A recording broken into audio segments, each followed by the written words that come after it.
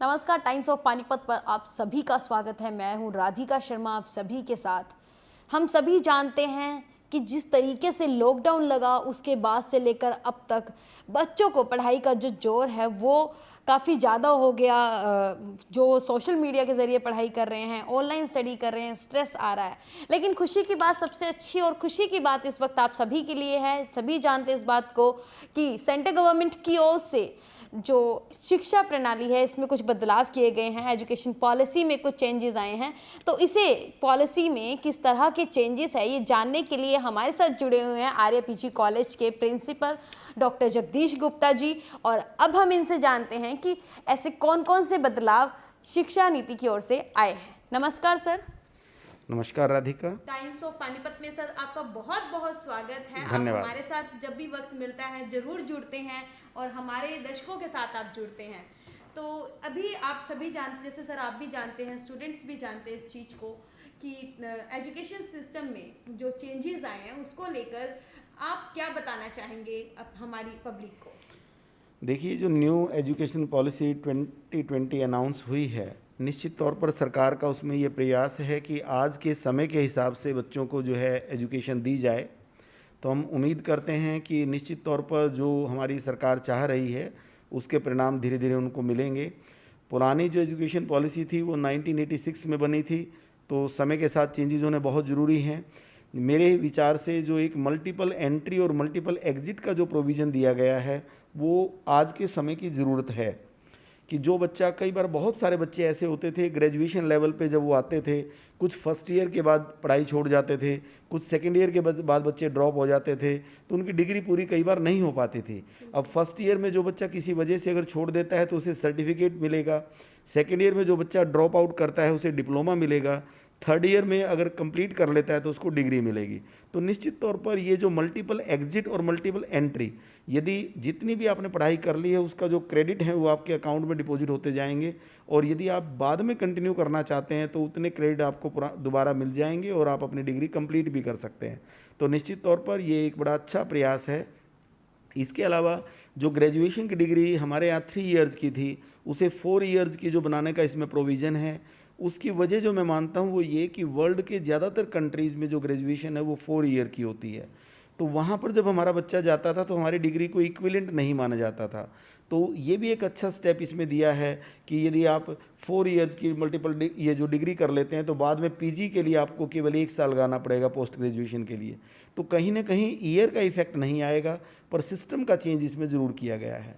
एक जो प्रावधान मैंने पढ़ा है कि जो प्राइमरी एजुकेशन है वो अपनी रीजनल लैंग्वेज में या अपनी मातृभाषा में जो है बच्चे को कराने के लिए कहा जाएगा। तो एक अच्छी बात है, क्योंकि जो चीज़ हम अपनी मदर टंग में सीख सकते हैं वो किसी दूसरी भाषा में आमतौर पे सीखने में नहीं जा। लैंग्वेज तो आप कितनी भी पढ़ सकते हैं, इंग्लिश को पढ़िए, फ्रेंच पढ़िए, जो भी आप लैंग्वेज जो है, मैंडरिन पढ़ें, जो मर्जी लैंग्वेज आप पढ़ें, पर अपनी जो मदर टंग या रीजनल लैंग्वेज के अंदर जो प्राइमरी एजुकेशन की बात की गई है निश्चित तौर पर एक अच्छी पॉइंट है इसके अंदर। बाकी बहुत सारे जो सिलेबस हैं इसके अंदर स्किल एजुकेशन की बात भी की गई है कि स्किल ओरिएंटेड एजुकेशन दी जाए, केवल थियोरेटिकल नहीं, उनको प्रैक्टिकल नॉलेज बच्चे को दिया जाए, वोकेशनल ट्रेनिंग बच्चों को दी जाए। ये बहुत ज़रूरी है, क्योंकि जब 6th के बाद या 6, 7, 8th के अंदर बच्चे को थोड़ा सा ये पता लग जाएगा कि मेरी रुचि किस फील्ड के अंदर है, उसी प्रकार की यदि वो शिक्षा लेगा, ट्रेनिंग लेगा, अगर इंटर्नशिप करेगा तो निश्चित तौर पर बहुत कुछ सीखने को उसको मिलेगा। इसके अलावा जो बच्चों को इसमें चॉइस बेस की बात की गई है कि जो सब्जेक्ट है साइंस का, जो बच्चा अगर कोई आर्ट्स का सब्जेक्ट भी पढ़ना चाह रहा है, ये भी एक मल्टीपल जो है यानी इंटरडिसिप्लिनरी नॉलेज की जो बात है भी, अगर मैं फिजिक्स, केमिस्ट्री, मैथ पढ़ता हूँ और मैं चाहता हूँ कि मुझे साइकोलॉजी भी आनी चाहिए तो मैं साइकोलॉजी का सब्जेक्ट भी माइनर के रूप में ले सकता हूँ। कॉमर्स का अगर बच्चा है वो चाहता है कि मुझे एनवायरनमेंट साइंस या केमिस्ट्री या मैथमेटिक्स का थोड़ा बहुत नॉलेज भी होना चाहिए, तो वो साइंस का सब्जेक्ट भी ऑप्ट कर सकता है। तो इस प्रकार की ऑप्शन बहुत ज़रूरी हैं, क्योंकि आज केवल एक फील्ड के नॉलेज से काम नहीं चलता, हमें इंटरडिसिप्लिनरी नॉलेज जो है वो लेना ज़रूरी है। तो प्रावधान तो काफ़ी अच्छे अच्छे किए गए हैं।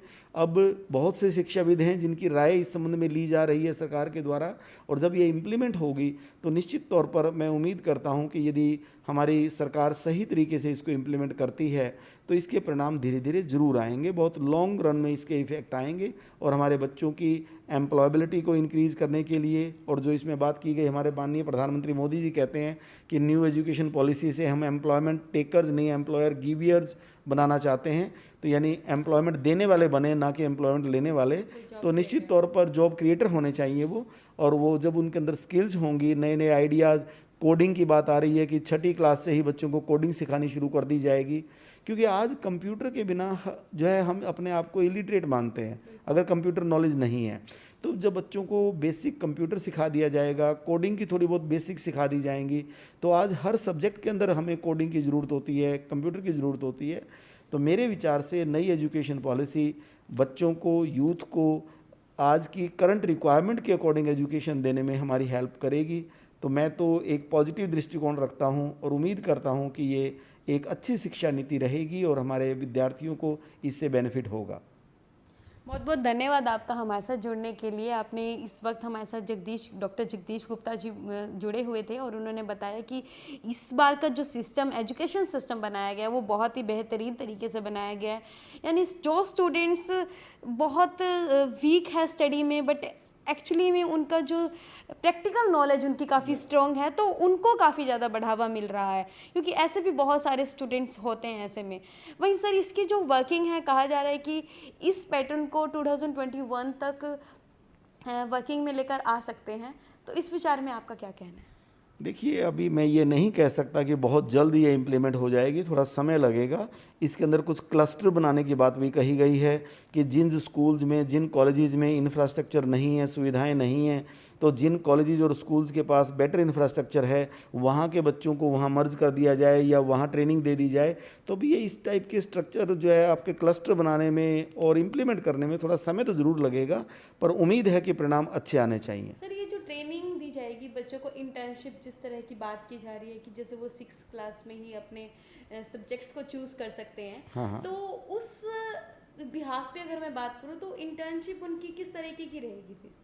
देखो, अभी तो शुरुआत में क्योंकि बच्चा छोटा है, स्कूल का बच्चा है, तो उसको सब्जेक्ट से रिलेटेड ही चीज़ें बताई जाएंगी, उस पर उसका प्रैक्टिकल एप्लीकेशन उसको समझाया जाएगा।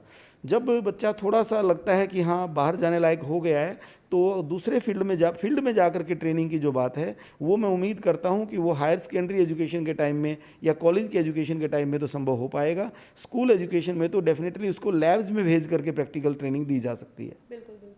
धन्यवाद सर आपका हमारे साथ जुड़ने के लिए। तो इस वक्त हमारे साथ डॉक्टर जगदीश गुप्ता आर्य कॉलेज से मौजूद थे, और उन्होंने बताया कि किस तरह से जो एजुकेशन सिस्टम चेंज हुआ है वो लगभग 34 साल के करीब चेंज हुआ है, और ये बहुत ही बेनिफिशियल है स्टूडेंट्स के लिए।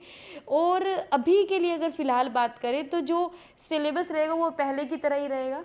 अभी जब तक नई जब तक नई पॉलिसी नहीं बनती तब तक ये पहले की तरह ही रहेगा, लेकिन बहुत ही जल्द इसे वर्किंग में लेकर आ सकते हैं। इसी के साथ टाइम्स ऑफ पानीपत के साथ जुड़े रहिए और बने रहिए और देखते रहिए टाइम्स ऑफ पानीपत। धन्यवाद।